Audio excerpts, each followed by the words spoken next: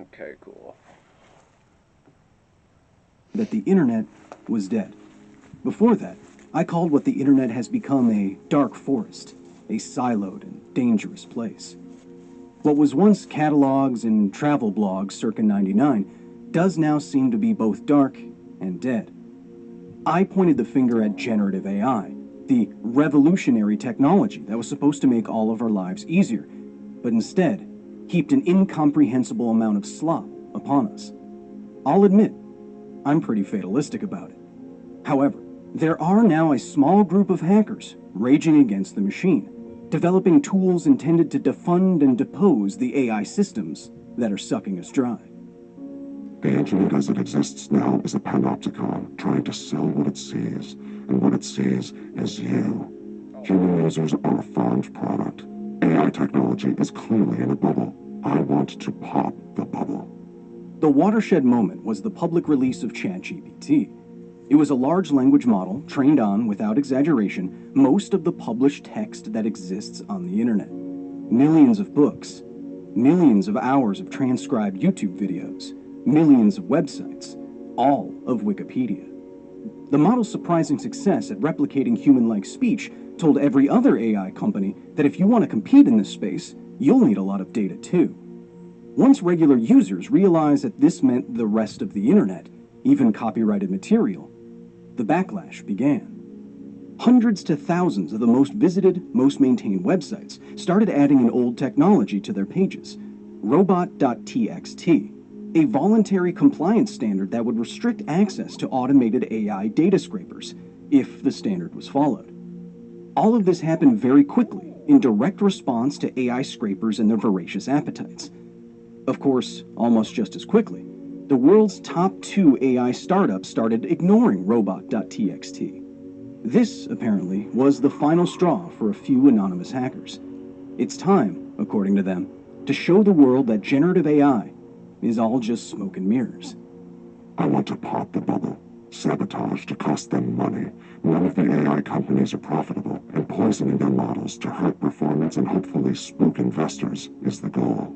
I decided to make this piece after reading this Ars Technica interview with a one Aaron B., which I suggest you read in full, link in the description, who used an old cybersecurity tactic known as tar pitting to trap AI data scrapers who weren't just digesting everything in sight on websites. They were also pinging some sites millions of times a day, which cost the website developers time, money, and intellectual property.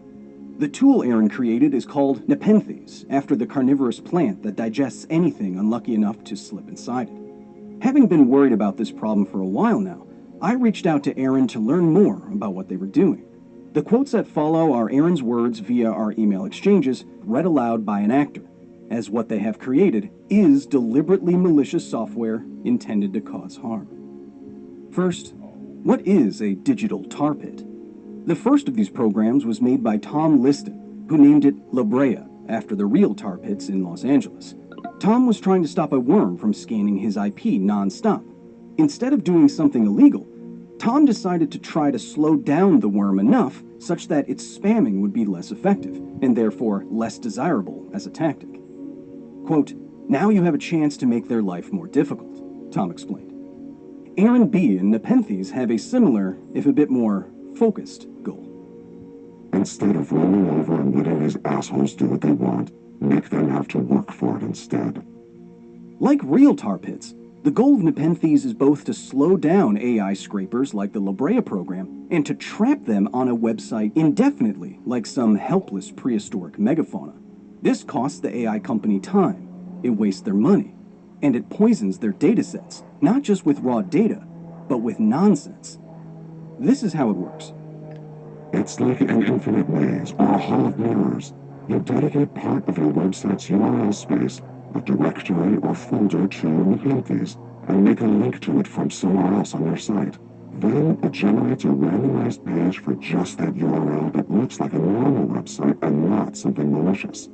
But every link generated in one of those pages links right back into the tar pit.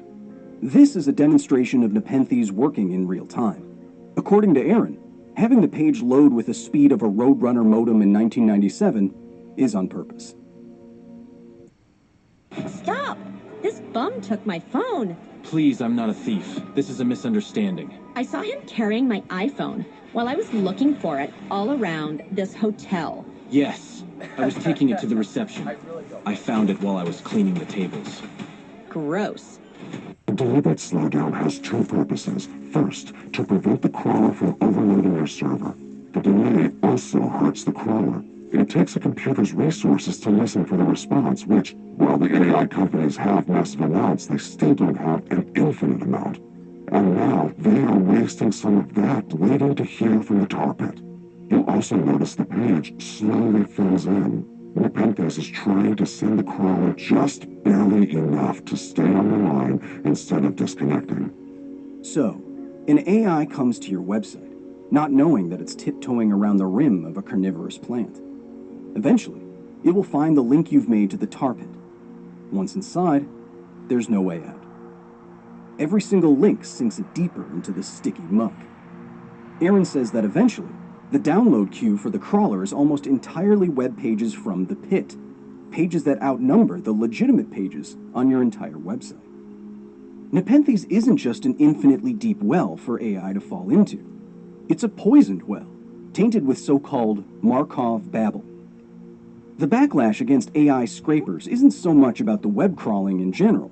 That's how we search the internet in the first place. It's about knowing that your data is being fed into something that will turn some of your creativity into slop. So Aaron added an old program to Nepenthes that makes the tar pit bubble up babble instead of useful data. A Markov babble is a very simple text generation algorithm, often used as a computer science or programming lesson. The goal is generating new text that is statistically identical to the source material it's trained on. Aaron gave me this example. Start with a sentence like, and this and that. The Markov babbler wants to generate text based on this training data that is statistically identical. 50% of the time, the word and is followed by the word this, and 50% of the time it is followed by the word that. 100% of the time, this is followed by and 100% of the time, that is the end of the sentence. So give the babbler the word this, and it's very likely to spit out something like this and that and this and that, Aaron tells me. Now imagine that instead of giving it a single sentence, very similar to large language models, you give it a lot of text to reference. Then you prompt it, and if it's only trying to output similar sentences and not answer questions like ChatGPT, what you get back is nonsense. This is the tar that Nepenthes feeds to any AI ignoring robot.txt on your website. There isn't much new in Nepenthes, honestly. Dropping the Markov generator in was a win for the fun of it. I'm unsure how effective it is as a poison, but who cares? Let's go. I told Aaron in our email exchanges that, frankly, it feels like there's some Fight Club-style anarchy to these tools. Why poison them all? Why burn it all down? Surely there's a less malicious way to do this. They responded, like many observers of the tech space are doing right now, that something has to show these giant companies that this space is a bubble, and it's about to burst. AI technology is clearly in a bubble. It doesn't work. It's spicy autocomplete. There's no cognition there. It's just attempting to guess the most probable next word. That's where these hallucinations and other bullshit they spit out comes from. Humans have an innate tendency to assume anything showing enough entropy to have free will or consciousness. LLMs are pretty much optimized to trigger it, and that's all that's happening. Do you think a Markov babbler will ever be sentient? Why would an LLM ever reach general AI when a Markov model cannot? It's all just smoke and mirrors. Aaron isn't the only one making these tar pits. In their interview, Ars Technica also spoke to others who are cross-pollinating their ideas with the digital Nepenthes plant. Another is called iocane, after the famous poison from the Princess Bride. But ultimately, right now, Nepenthes, iocane, and other tar pits are old tools being used to fight a new, giant enemy. It's inevitable that billion-dollar efforts to scrape data from every corner of the internet will adapt to and/or avoid these pits entirely. But even after his program gained decent traction on social media, Ars Technica, and other spaces, for Aaron, full-scale digital warfare isn't the goal. This was less sounding an alarm and more of a whim that took on a life of its own. It's kind of art, honestly.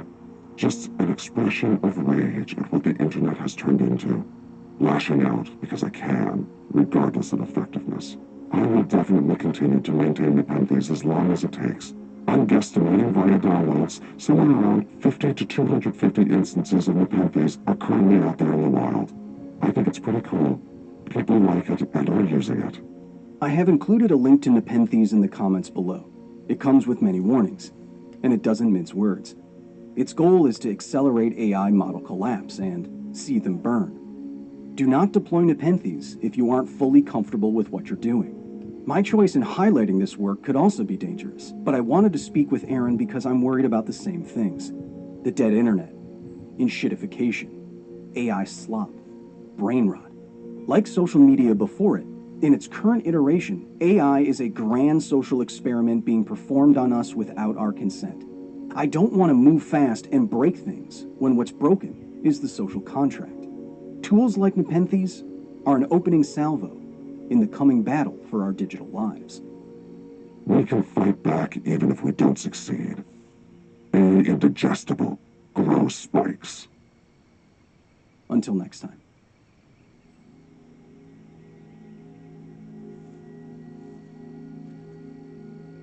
People are fighting AI back nonsense. That's really funny.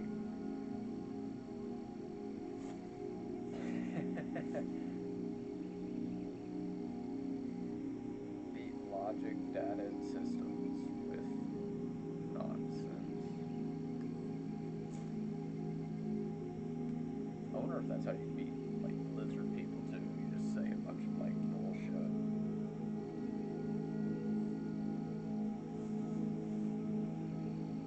You know, like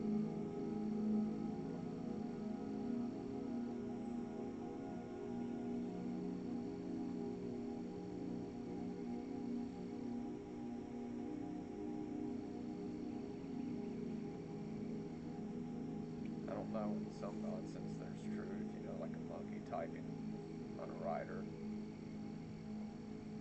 Eventually it'll type Shakespeare or something. How long is this video? Okay, sounds good. Bye. Oh, finally. Okay, let's see. Can we get more guys? Wait, no, let's get this big gun and... These YouTube commercials keep getting crazier.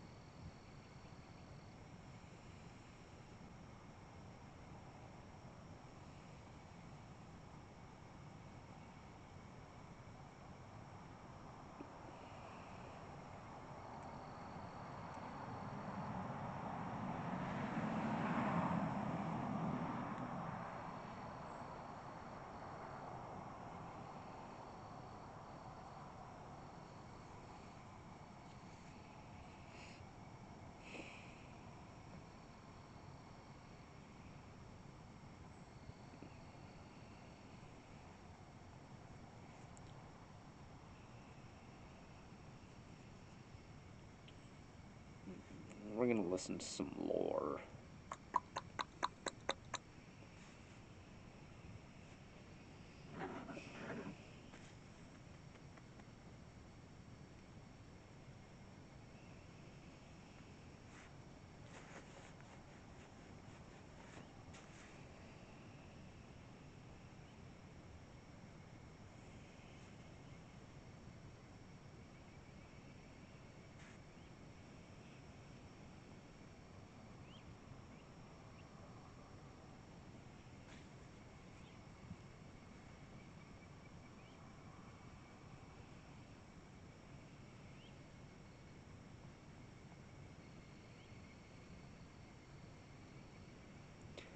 We're gonna listen to some blasphemous lore.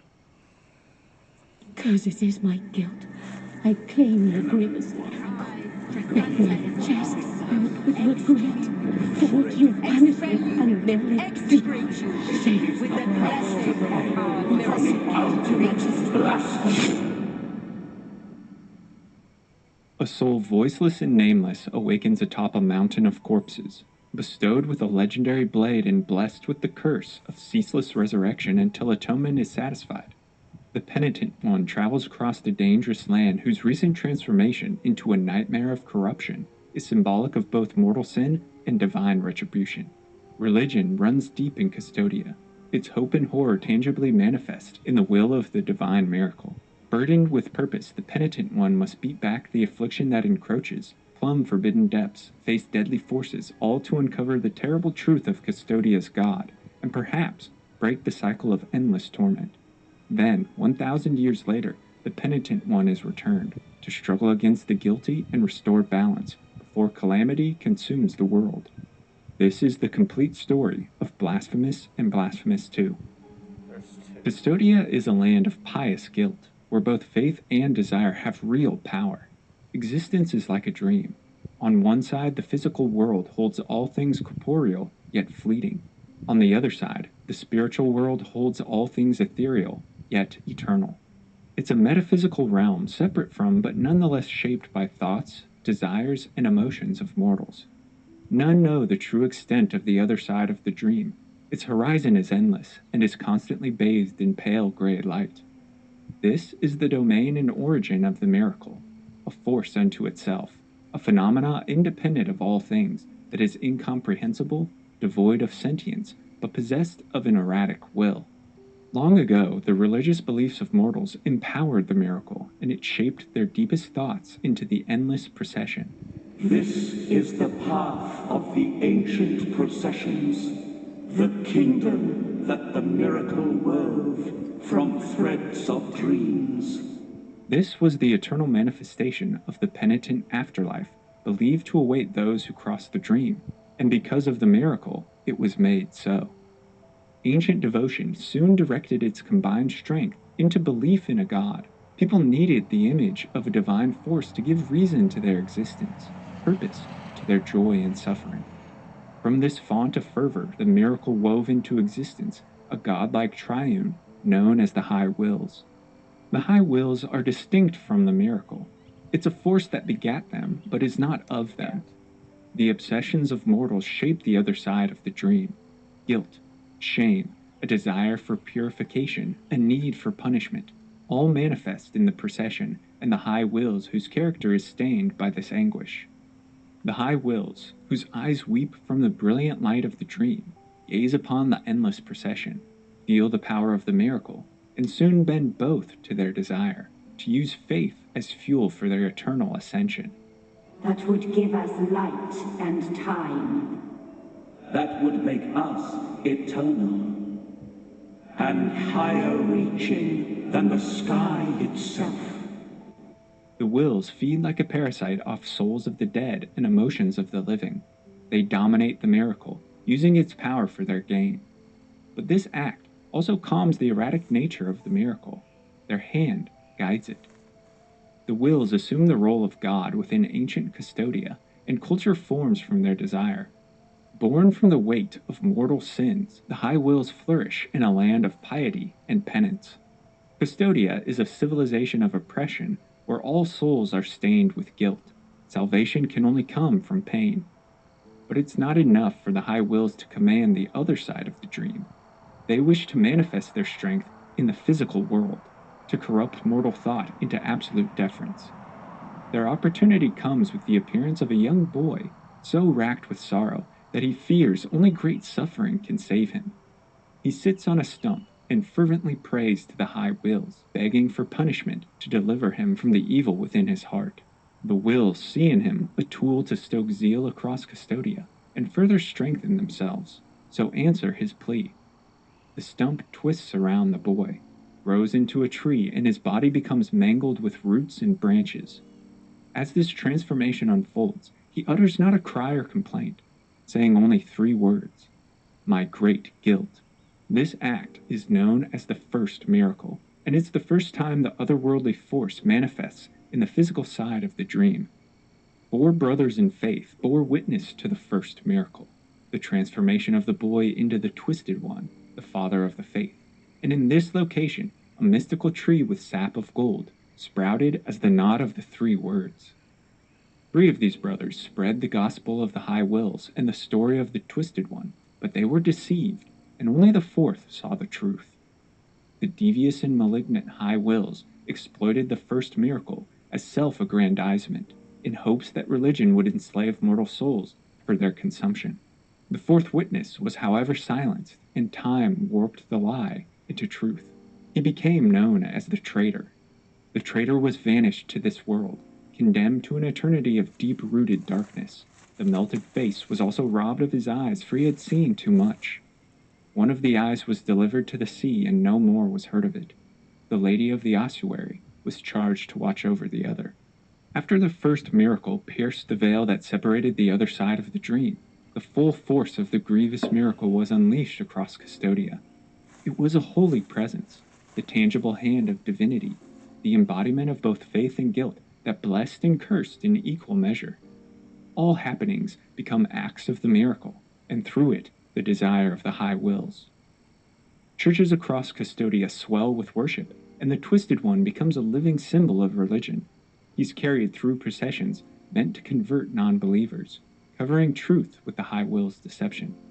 Laudess, the Father's most fervent follower, whose passion was so great that 4 golden simulacrums of herself came into existence, leads the Twisted One through towns and cities, on display for aristocrats and commoners alike. But from Laudess also comes the first blasphemy, and her tragic fall highlights the fickle nature of the High Wills. Her adoration was for the Twisted One himself, not for his god. In spiteful jealousy, the Wills condemns and dominates Laudess's 5 forms. Known as the 5 Amanecidas, or 5 Dons, these beings are imprisoned in sarcophagi and scattered across Custodia, but never forgotten by the Wills, and are at their future call, if necessary. Generations pass.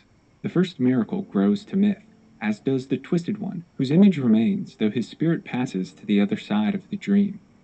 His trial and transformation is proof that the High Wills is present and magnanimous.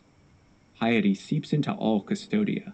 Centralized religion takes form, whose seat of power resides within the Mother of Mothers Church. Dedicated to the Twisted One in atonement for custodian sins, the Mother of Mothers is truly grand, a massive bastion of faith, burning with zeal and incense, the inner workings of which remain mysterious to the masses, as only those of religious merit gain entry. Yet, its voice reverberates across the land, spread by the lips of its clergy and orders. The Church soon controls all aspects of society, from social to political to military, as religion is ingrained into life. All souls are guilty, and all must repent. But the form and purpose of penitence is individual. To obtain forgiveness for the sin committed, the repentant must choose his penance and carry it along the path of blame until the final reconciliation with the Father. Each path of blame is unique and belongs only to the penitent who chooses and follows it. But just as it's a period of zeal, sacrificing low-tier champions to rank up is okay, right? Wrong. Now, listen up so you don't repeat the same mistake I made. See this low-tier champion? Do not use him as food. In fact, Armiger is a must-have champion in every collection. Here's why. First, Armiger may be uncommon in rarity, but his skills are nothing short of legendary. With powerful turn meter and block revive single-target attacks, Armiger is one of the best champions